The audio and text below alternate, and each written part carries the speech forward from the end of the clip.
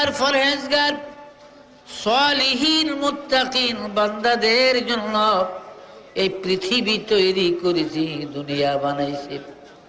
আজকে আমাকে ডাকার মতো, আমাকে আল্লাহ বলার জন্য, রে ইসরাফিল আমার একটা বান্দাও পৃথিবীতে বেঁচে নাই, কাজেই পৃথিবী আমার আর দরকার না, দে রে দে তোর বাঁশি বাজাইয়া দে, আমি দুনিয়া কিয়ামত করে দিব।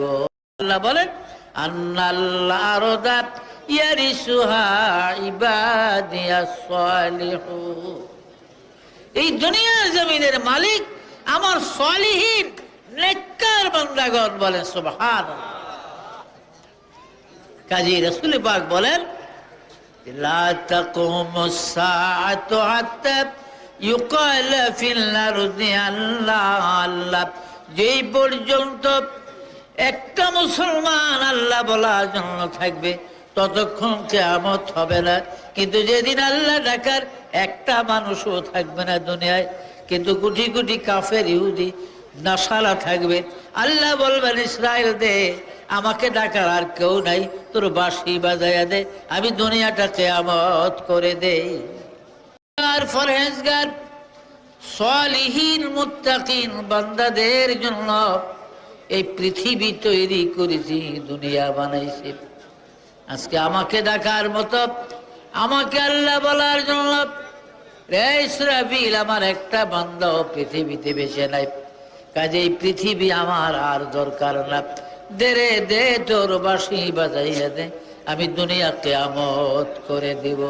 আল্লাহ বলেন আন্নাল্লাহ আরদাত ইয়ারিসুহা ইবাদিয়াস সালিহুন, এই দুনিয়া জমিনের মালিক আমার সালিহিন নেককার বান্দাগণ। বলেন সুবহানাল্লাহ।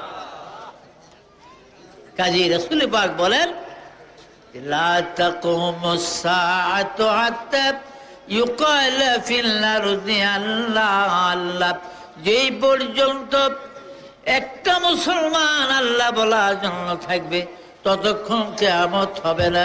কিন্তু যেদিন আল্লাহ ডাকার একটা মানুষও থাকবে না দুনিয়ায়, কিন্তু কোটি কোটি কাফের ইহুদি নাসারা থাকবে, আল্লাহ বলবেন ইসরাইল দে আমাকে ডাকার আর কেউ নাই, তোর বাঁশি বাজাইয়া দে, আমি দুনিয়াটা কিয়ামত করে দেই।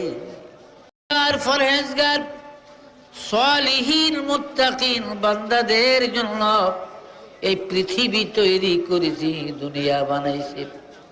আজকে আমাকে ডাকার মতো, আমাকে আল্লাহ বলার জন্য, রে ইসরাফিল আমার একটা বান্দাও পৃথিবীতে বেঁচে নাই, কাজেই পৃথিবী আমার আর দরকার না, দে রে দে তোর বাঁশি বাজাইয়া দে, আমি দুনিয়া কিয়ামত করে দিব।